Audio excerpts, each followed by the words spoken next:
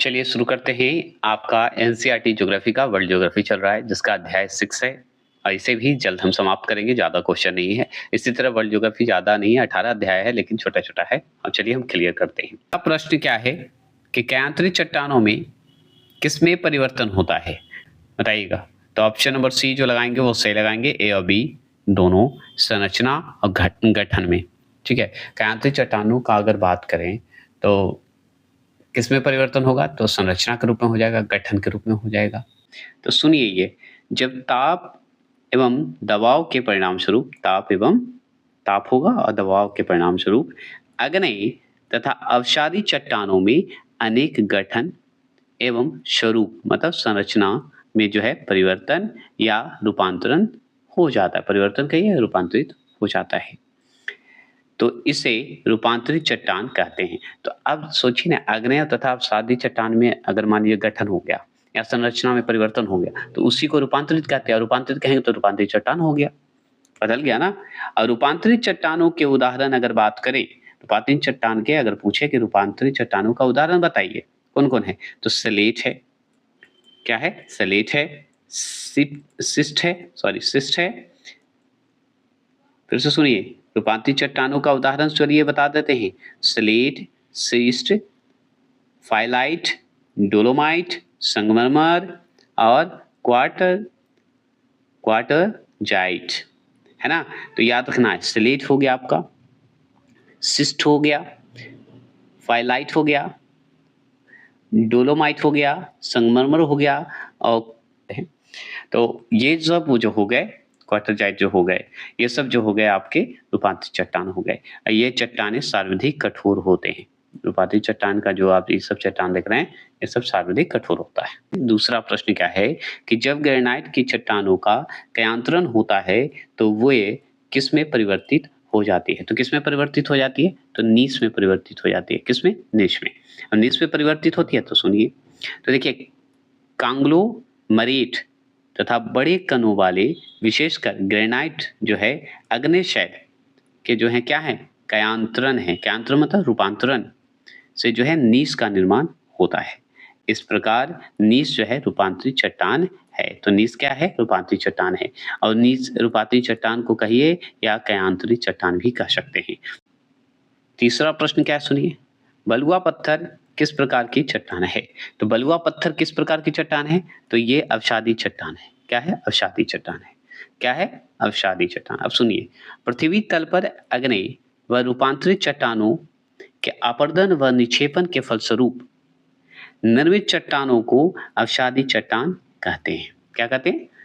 निर्मित चट्टानों को अवसादी चट्टान कहते हैं। अवसादी चट्टानों में बलुआ पत्थर, चूना पत्थर, चौक, डोलोमाइट एवं कांग्लोमरेट, ठीक है, क्या, कांग्लोमरेट आदि अवसादी चट्टानों के प्रमुख उदाहरण हैं।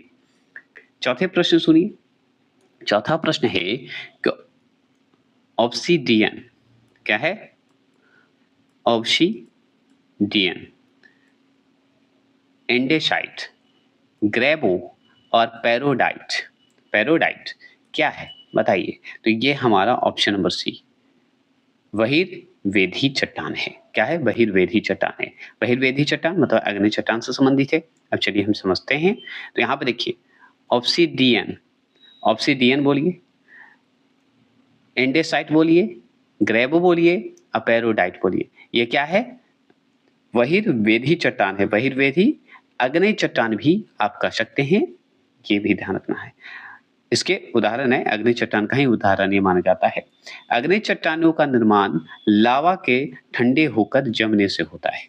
हम ऊपर पढ़ चुके थे, जिसमें क्या होता है कि जीवाश्म का अभाव पाया जाता है। इसमें जीवाश्म नहीं पाया जाता, किसमें? अग्नि चट्टान में।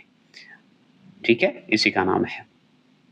पांचवा प्रश्न की अगर बात करें तो अधिकांश भूपर पट्टी किस सेल से बनी होती है? जो हमारा धरती है, भूपर पट्टी है, किससे बनी होती है? तो अग्नि चट्टान से ही बनी होती है। और इसमें क्या होती है? जीवाश्म का अभाव होता है। यही ना पढ़े थे हम लोग। सुनिए, भूपर पट्टी का लगभग 90% भाग अग्नि चट्टानों से निर्मित है, परंतु संपूर्ण भूपर पट्टी के निर्माण में इसका योगदान जो है मात्र 5% है। मतलब 90% अग्नि चट्टानों से निर्मित है, लेकिन योगदान अगर पूछा जाए तो 5%। छठा प्रश्न, निम्न में से कौन सा जो है वितलीय अग्निशैल का उदाहरण है? वितलीय अग्निशैल का उदाहरण है, बताइए। तो वो है ऑप्शन नंबर बी, ग्रेनाइट। अब ग्रेनाइट है तो चलिए हम जानते हैं। तो ज्वालामुखी उदागर में, आप सुनिएगा, ज्वालामुखी उदागर के दौरान जब मैग्मा पृथ्वी के आंतरिक भाग में ही ठंडा होकर ठोस रूप धारण कर ले तो उसे बीतलीय अग्निशैल का निर्माण होता है। मतलब सोचिए, बीतल मतलब नीचे आंतरिक भाग में जम जाएगा तो भाई अग्निशैल का निर्माण हो जाएगा। और ग्रेनाइट चट्टान इसका उदाहरण है, किसका? अग्निशैल का। सातवां प्रश्न क्या है, सुनिए। निम्नलिखित में से कौन से प्राथमिक शैल के उदाहरण है? प्राथमिक चट्टान का उदाहरण है। तो इसका उदाहरण अगर आपको जानना है तो ए और दो दोनों सही है, ग्रेनाइट और बेसाल्ट। ये जो है प्राथमिक शैल का उदाहरण माना जाता है। सुनिए, फिर से बढ़िया से कर देता हूं इसे। अग्नि शैल को प्राथमिक शैल भी कहते हैं। अग्नि शैल को प्राथमिक शैल कहते हैं मतलब अग्नि चट्टान को ही हम लोग प्राथमिक चट्टान भी कहते हैं। ग्रेनाइट हो गया, ग्रेवो हो गया, मैग्नेटाइट हो गया, बेसाल्ट हो गया तथा ज्वालामुखी ब्रेशिया, इसके क्या है? प्रमुख उदाहरण है। किसके? अग्नि चट्टान के, अग्नि शैल के। ये लावा निर्मित चट्टान है। कौन? अग्नि शैल लावा निर्मित चट्टान ही माना जाता है। इसमें जीवाश्म का क्या होता है? अभाव होता है, कमी होता है। आठवां प्रश्न सुनिए। निम्नलिखित में कौन से युग्म जो है सही सुमेलित है? तो कौन सा युग्म सही सुमेलित है? तो ये इसमें से आपको बताना है। तो ये अग्नि शैल ग्रेवो एकदम सही है। अवसादी शैल चूना पत्थर ये भी सही है। और कयांत्रित शैल संगमरमर ये भी सही है। तो तीनों सही है क्योंकि कयांत्रित से जुड़ा हुआ है संगमरमर। आपका अग्नि शैल से ग्रेवो जो कि हम ऊपर पढ़े हैं अभी जस्ट, है ना? तो ये सब तो जुड़ा हुआ है। सुनिए, अब अग्नि शैल हो गया, अवसादी शैल हो गया, कयांत्रित शैल हो गया, मतलब चट्टान हो गए। अब इसमें कौन कौन है? तो जैसे ग्रेनाइट हो गया, अग्नि शैल हो गए। ग्रेवो कौन हो गया? अग्नि शैल हो गए, अग्नि चट्टान हो गए। बेसाल्ट जो है अग्नि जो है चट्टान हो गया, शैल हो गया। अगर आपसे पूछे तो अग्नि चट्टान में मैग्नेटाइट हो गया, ज्वालामुखी, ब्रेशिया, ये सब अग्नि चट्टान का उदाहरण माना जाता है ना? अब सुनिए अवसादी चट्टान का, अवसादी शैल का। तो बालू बलुआ पत्थर बोल दीजिए, ठीक है? बलुआ पत्थर बोलिए या बालू काशम बोल दीजिए या पिंड शिला बोल दीजिए, चूना पत्थर बोल दीजिए और कोयला बोल दीजिए। ये सब जो है अवसादी चट्टान है। कोयला भी अवसादी चट्टान है ना? कयांत्रित चट्टान में अगर पूछे कि कयांत्रित कहिए या रूपांतरित चट्टान कहिए तो ग्रेनाइट हो गया, स्लेट हो गया, सिस्ट हो गया, ठीक है, संगमरमर हो गया और क्वार्टज हो गया। ये सब जो है हमारे कयांत्रित शैल हैं। तो कयांत्रित शैल में ग्रेनाइट, स्लेट, सिस्ट, संगमरमर और क्वार्टज, ऐसे याद रखेंगे। नौवां प्रश्न सुनिए। नौवां प्रश्न है कि अग्नि चट्टानों के लिए निम्नलिखित में से कौन सा कथन सत्य है? तो अग्नि चट्टानों के लिए अगर पूछे निम्नलिखित में से कौन सा कथन सत्य है तो ऑप्शन नंबर सी, वे क्रिस्टलीय तथा अक्रिस्टलीय दोनों प्रकार का होता है अग्नि चट्टान, है ना? क्रिस्टलीय भी है, अक्रिस्टलीय भी। अब सुनिए, अग्नि चट्टानों का निर्माण जो है भूपर पट्टी के निचले उत्पन्न मैग्मा को ठंडा होने से होता है, ठंडा होने पर ही होता है। अब अग्नि चट्टान का निर्माण अगर पूछे तो नीचे जो क्रस्ट है वो ठंडा हो जाता है। नीचे जो क्रस्ट है, क्रस्ट के नीचे मतलब क्रस्ट के नीचे, सॉरी, अग्नि बढ़िया से कर देता हूँ। सुनिए, अग्नि चट्टानों का निर्माण जो है भूपर पट्टी मतलब क्रस्ट के नीचे उत्पन्न जो मैग्मा है उसे ठंडा होने पर होता है। जब मैग्मा धरातल पर पहुंचता है तब इसे लावा हो जाता है। तब ये मैग्मा जो है जो बाहर निकलता है ज्वालामुखी के रूप में और लावा बन जाता है धरती पे। जो ठंडा होकर क्या होता है? अग्नि चट्टानों में परिवर्तित हो जाता है। यह चट्टानें रवेदार होते हैं। क्या होते हैं? रवेदार जैसे होती है। इसमें जो है जीवाश्म का अभाव होता है। किसमें? अग्नि चट्टान में। हम पढ़ चुके हैं इसलिए फास्ट चल रहे हैं। भूपर पट्टी का लगभग 90% भाग अग्नि चट्टानों से निर्मित होता है। क्लियर हो गए?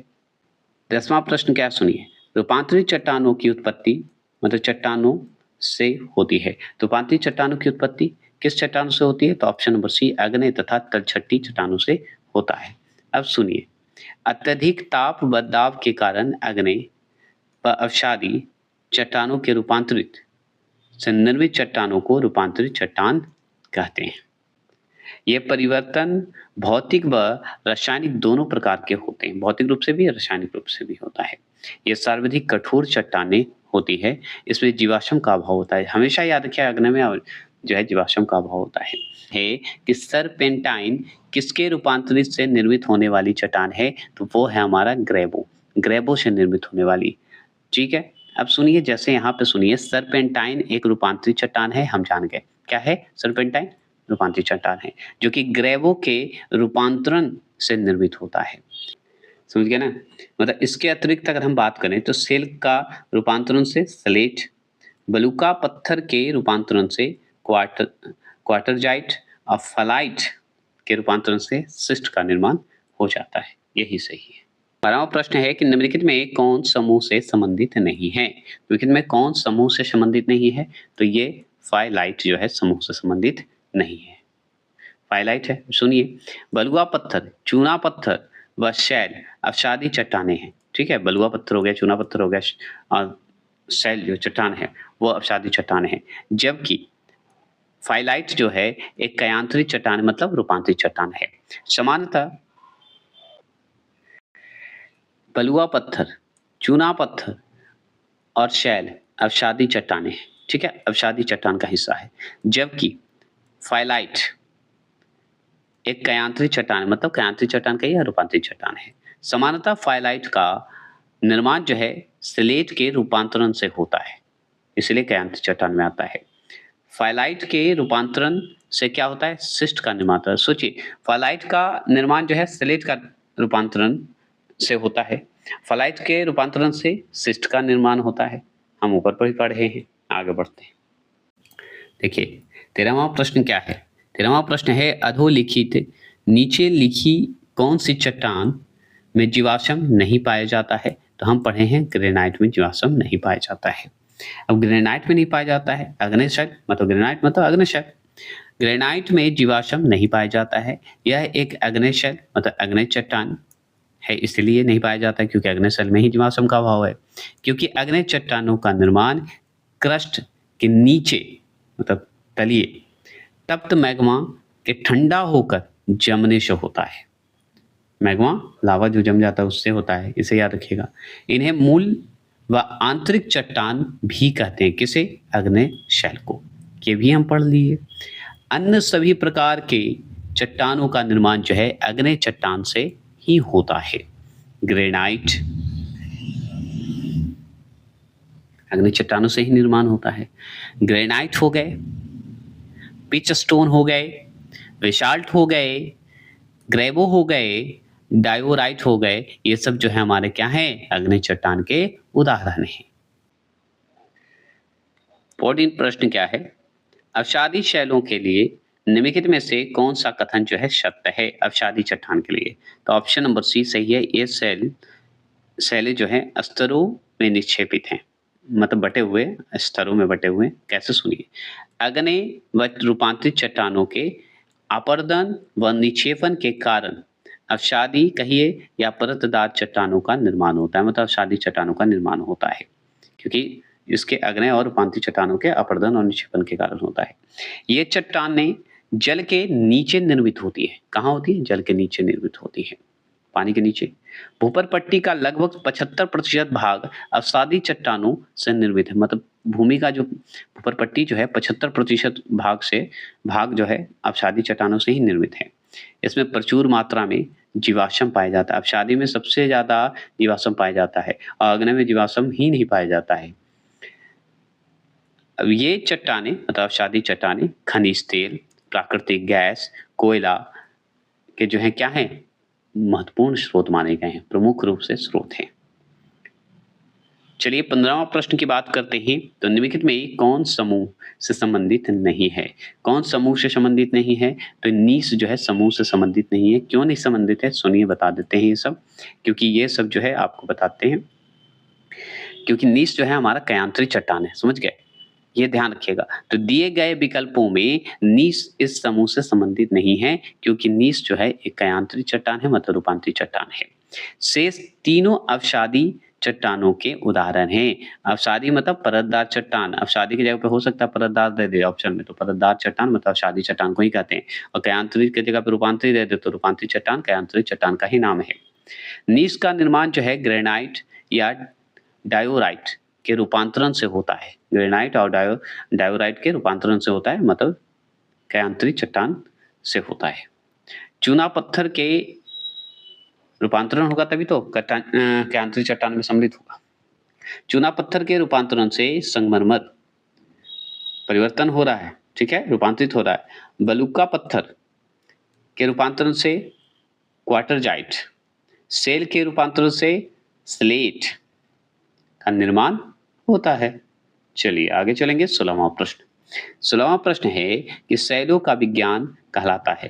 तो शैलों का विज्ञान क्या कहलाएगा, मतलब चट्टानों का ज्ञान क्या कहलाएगा, तो उसे हम कहेंगे पेट्रोलॉजी कहेंगे। पेट्रोलॉजी, चलिए हम जानते हैं। तो शैलों के विज्ञान को पेट्रोलॉजी कहते हैं, ये हम जान गए। मतलब चट्टानों के विज्ञान को हम पेट्रोलॉजी कहिए, अध्ययन को कहिए पेट्रोलॉजी कहते हैं। इसके अंतर्गत शैलों की बनावट, उत्पत्ति, प्राकृतिक संगठन का अध्ययन किया जाता है। इसके माध्यम से, पेट्रोलॉजी के माध्यम से निर्माण की प्रक्रिया के आधार पर शैलों को जो है आग्नेय शैल, अवसादी शैल व कायांतरित शैल में बांटा गया है। तो आप इसके निर्माण के हिसाब से आप जानवे करते हैं कि आग्नेय शैल हो गया, अवसादी शैल हो गया, मतलब अवसादी चट्टान हो गया, कायांतरित चट्टान के रूप में बांटा गया है ना। चलिए ये हो गया। चलिए अब शुरू करते हैं हम लोग 7वां अध्याय। एनसीईआरटी का वर्ल्ड ज्योग्राफी का 7वां अध्याय है, जो कि हम पढ़ेंगे प्रमुख मरुस्थल। पृथ्वी का जो प्रमुख जो मरुस्थल है वो हम पढ़ेंगे। तो चलिए शुरू करते हैं। टॉपिक आपके सामने है। पहला क्वेश्चन क्या है सुनिए। मरुभूमि के विस्तार को रोकने के लिए वृक्षारोपण पट्टियों अथवा खंडों में सबसे छोटे वृक्ष मरुस्थल की ओर तथा सबसे ऊंचे वृक्ष मरुस्थल के विपरीत दिशा में रोपित किए जाते हैं। इस रोपण का नाम क्या है? ठीक है, इस रोपण को क्या कहेंगे? तो बातरोधी कहेंगे। बातरोधी क्या है आगे हम चलिए जानते हैं। तो सुनिए, मरुस्थल में जो बातरोधी है उस स्थिति को कहते हैं जब मरुस्थल में अपरदन को रोकने के लिए वहाँ छोटे और बड़े पेड़ों का विस्तार किया जाता है। मतलब बातरोधी का मतलब ही हो गया कि जो मरुस्थल का अपरदन होता है, मरुस्थल जो बालू का रोकने के लिए हम लोग करेंगे, अपरदन जो हो रहा है उसे रोकने के लिए छोटे या बड़े पेड़ों का विस्तार किया जा रहा है, उसी को कहते हैं, मतलब किया जाता है। इसके अंतर्गत छोटे वृक्ष मरुस्थल की ओर तथा बड़े जो ऊंचाई वाले वृक्ष होते हैं, बड़े वृक्ष होते हैं, वो मरुस्थल के विपरीत दिशा में लगाए जाते हैं। छोटा वृक्ष मरुस्थल की ओर लगाएंगे जहाँ पे बालू है, और ऊंचा वाला जो है इसके विपरीत दिशा में कि रुक सके। दूसरा प्रश्न क्या है सुनिए। दूसरा प्रश्न है छत्रक शैल मतलब शिला विशिष्ट प्रकार की भू आकृतियां जो दिखाई देती है। तो छत्रक शैल जो है विशिष्ट प्रकार की भू आकृतियां जो दिखाई देती है वो है ऑप्शन नंबर डी, मरुस्थलों में। क्या है? मरुस्थलों में दिखाई देती है। अब सुनिए कैसे दिखाई देती है। मरुस्थलीय भागों में यदि कठोर शैल के रूप में ऊपरी आवरण के नीचे कोमल शैल, ऊपरी आवरण के नीचे कोमल शैल, कोमल मुलायम चट्टान लंबवत रूप से मिलती है, तो उस पर जो है पवन के अपघर्षण के प्रभाव से विचित्र प्रकार की स्थलाकृतियों का निर्माण होता है, अलग ढंग से विचित्र प्रकार का, जिसे छत्रक शैल कहते हैं, जिसे मशरूम रॉक भी कहते हैं, मशरूम कहते हैं। ठीक है, मशरूम हम लोग बोलते हैं अपने लैंग्वेज में। तो छत्रक के नाम से जाना जाता है, मशरूम रॉक के रूप में जानते हैं। तीसरा प्रश्न है कि निम्नलिखित में से कौन सा एक भूमिगत जल क्रिया का परिणाम है? परिणाम नहीं है, यहाँ पे नहीं मैंने बोलना भूल गया। तो बताइए निम्नलिखित में से कौन सा एक भूमिगत जो जल क्रिया होता है, भूमिगत मतलब जमीन के अंदर का, परिणाम नहीं है इस 4 ऑप्शन के हिसाब से? तो आपका डी फियोर्ड। फियोर्ड जो है आपका नहीं है। अब क्या नहीं है चलिए जानते हैं। देखिए इसे फास्ट खत्म करते हैं। स्टेलेक्टाइट बोलिएगा, स्टे अलग कर दीजिए, लेक्टाइट अलग कर दीजिएगा। स्टेलेग्माइट ये भी ध्यान रखना है। शिंक होल ये सब क्या है? भूमिगत जल के निक्षेपणात्मक कार्यों के परिणाम है, मतलब निक्षेपण का परिणाम माना जाता है। इन्हें जो है कारस्ट, ठीक है, कारस्ट स्थलाकृतियां भी कहते हैं। क्या कहते हैं? कारस्ट स्थलाकृतियां भी कहा जाता है। जबकि दंतुरित तट, दंतुरित तट मतलब फ्योर्ड, जो कि आप चौथे नंबर पे देखे होंगे, फ्योर्ड, ठीक है, जिसे दंतुरी तट भी कहते हैं। हिमानीकृत घाटी है, क्या है ये? हिमानीकृत है, मतलब बर्फ वाली एरिया वाला है, हिमानीकृत घाटी है। नॉर्वे का तट फ्योर्ड तट का प्रमुख उदाहरण है। नॉर्वे का जो जाइएगा, नॉर्वे जाइएगा ना, तो नॉर्वे का जो क्षेत्र है, तट है, किनारा जो है, तट है, वो फ्योर्ड तट का प्रमुख उदाहरण है। फ्योर्ड तट का मतलब दंतुरित तट का ही उदाहरण माना जाता है, ठीक है। हिमनी है, बर्फीला क्षेत्र है। चौथा प्रश्न है कि हवा के तेज वेग से बने रेतीले टीलों को क्या कहते हैं?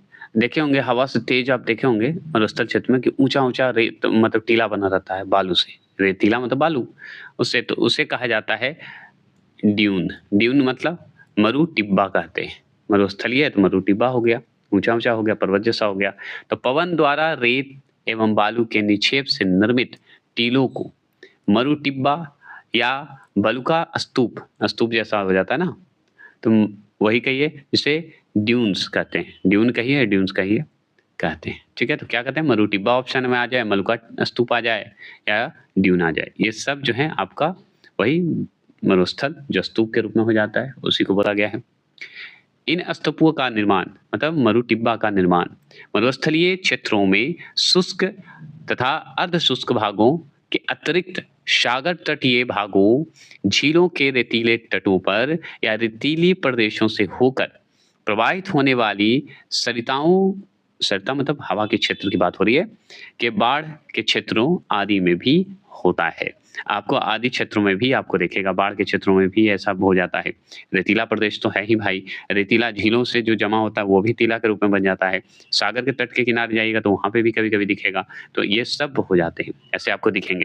जहाँ कहीं भी शुष्क रेत जो है सुलभ होती है तथा पवन इतनी ही शक्तिशाली होती है, जहाँ पे शुष्क रेत होगा वहाँ पवन शक्तिशाली होगा, पावरफुल होगा, उनको निक्षेपित करके स्तूपों का निर्माण कर सके। क्या करते हैं? बहा कर जो करता है, बहा के कहिए या जो भी करके करते हैं, निक्षेपित करके कहिए, स्तूप का निर्माण करेगा। वहाँ पर जो है बलुका स्तूपों का निर्माण होता है। बलुका मतलब बालू का, रेतीला का स्तूप बन जाता है। 5वां प्रश्न क्या है कि पथरीले रेगिस्तानों में एक ही दिशा में लगातार चलने वाली हवाएं क्या बनाती है? मतलब पवनें जो है क्या बनाती है? एक ही दिशा में चलने वाली, लगातार एक ही दिशा में, तो वो बनाता है आपका सी नंबर, यार डंग बनाता है। क्या बनाता है? यार डंग बनाता है। यार डंग बनाता है, तो चलिए सुनिए।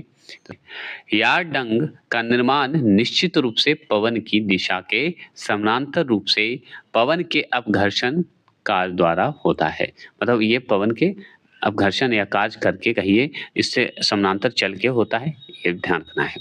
यार डंग की ऊंचाई अगर बात करें तो 20 फीट तक होता है, और चौड़ाई की बात करें तो 30 से 120 फीट तक होती है। मतलब चौड़ाई इसका ज्यादा होता है, 30 से 120 फीट, ठीक है, और ऊंचाई 20 फीट। चलिए छठा प्रश्न देखेंगे। छठा प्रश्न क्या है, सुनिए। निलंबी घाटी, ठीक है, हैंगिंग घाटी को कहते हैं, हैंगिंग बेल, झूला हुआ झूला जैसा होता है, हैंगिंग होता है। निलंबी घाटी निम्नलिखित में से किसकी क्रिया द्वारा बनती है? निलंबी घाटी तो वो बनता है हमारा हिमनद के कारण, बर्फीले क्षेत्र में ये बनता है, हिमनद के कारण बनता है।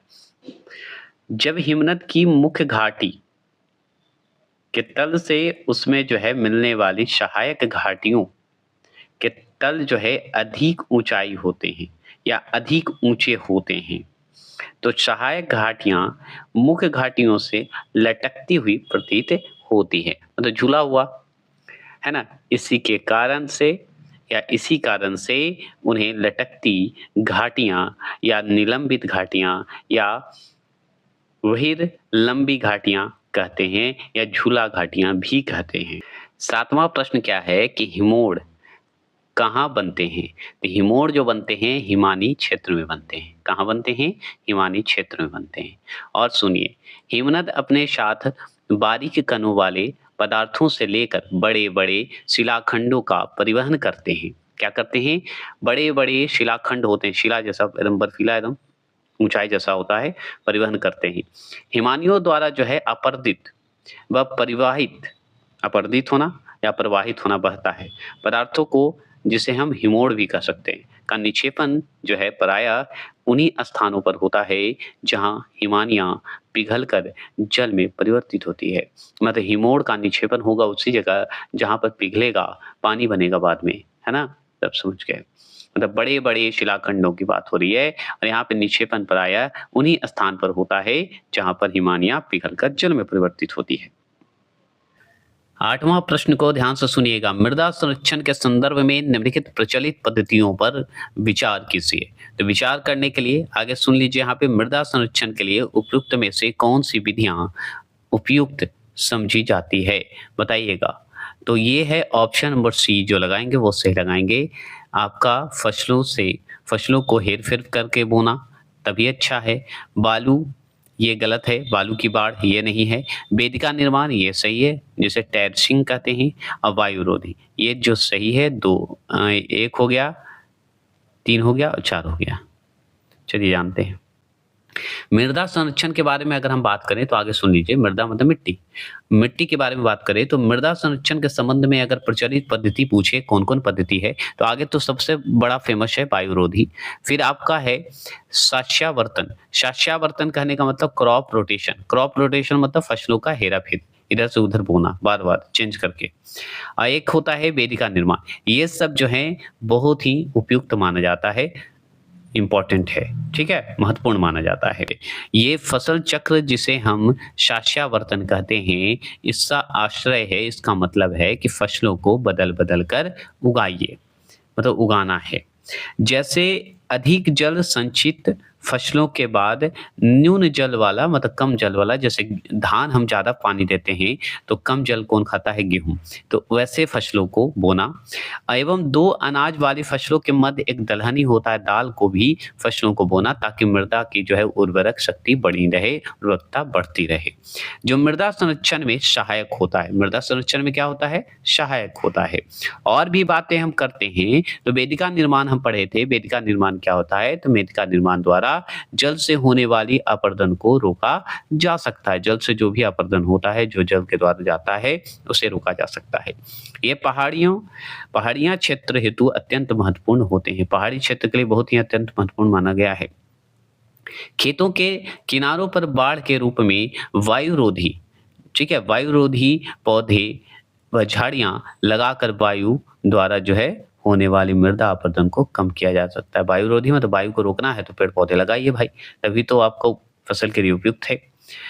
क्योंकि ये तीव्र गति से आने वाली वायु की गति को कम कर खेतों में छोटे अनाज के पौधों के साथ साथ मृदा संरक्षण में सहायक करेगा। सही बात है, छोटा पौधा में हवा कैसे चलेगा, अगर बड़ा पेड़ नहीं लगाइएगा तो हवा तो पार कर जाएगा ना, इसलिए वायुरोधी मतलब वायु को रोकने के लिए। 9वां प्रश्न क्या है, सुनिए।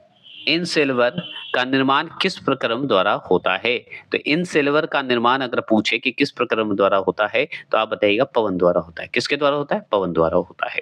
यहाँ पे देखिए छत्रक शिला का नाम सुने होंगे, जो कि जर्मन भाषा का शब्द है, जो कि इन सेलवर्ग से निर्मित होता है, जिसका अर्थ होता है द्वीपीय पर्वत। क्या होता है, द्वीपीय पर्वत। पवन के प्रभाव से जब कोमल चट्टानी संरचना अपरदन से या घिसकर समतल हो जाते हैं, मतलब बराबर हो जाते हैं, तथा कठोर चट्टानों के अवशेष कहीं कहीं टीले के रूप में दिखाई देते हैं, ऊंचाई ऊंचाई में दिखाई देंगे, तो उसे इन सेलवर्ग कहते हैं, मतलब छत्रक शिला कहते हैं, ठीक है। 10वां प्रश्न क्या है, सुनिए। पंजशीर घाटी अवस्थित है। तो पंजशीर घाटी अवस्थित कहाँ है, तो अफगानिस्तान में अवस्थित है। अब अफगानिस्तान में है तो चलिए हम जानते हैं। तो पंजशीर घाटी जो है उत्तर पूर्वी अफगानिस्तान में काबुल के उत्तर में स्थित है। इस घाटी से होकर पंजशीर नदी गुजरती है। कौन, पंजशीर नदी गुजरती है। 11वां प्रश्न की अगर बात करें तो टेरारोसा का प्राकृतिक विकास उस भूभाग से होता है जिसमें क्या होता है, चूना पत्थर होता है। क्या होता है? चूना पत्थर होता है।